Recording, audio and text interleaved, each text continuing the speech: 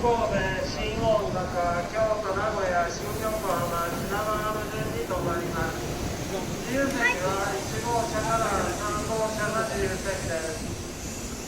全席禁煙です。おタバコ吸われますお客様、喫煙ルームをご利用ください。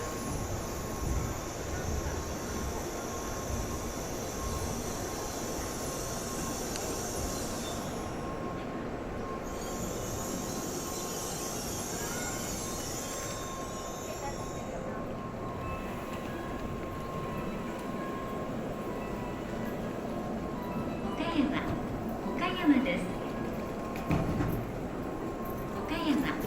岡山です。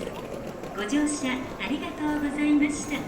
本日自由席大変混雑しております。ご利用のお客様、1号車、比較的乗車しやすい状況となっております。1号車のご利用お願いします。あとホームの間が空いているところがありますので、足元にご注意ください。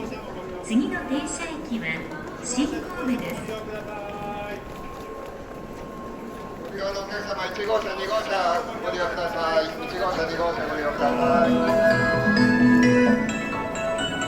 23番乗りが望み34号東京行きが発車します。ドアが閉まります。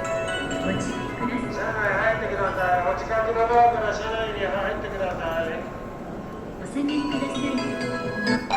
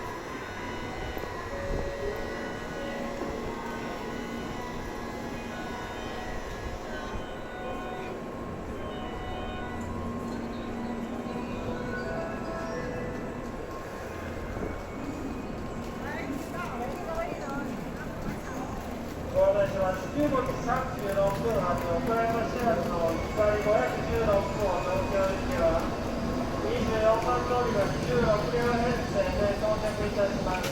岡山を出ました途中、京都までの各駅と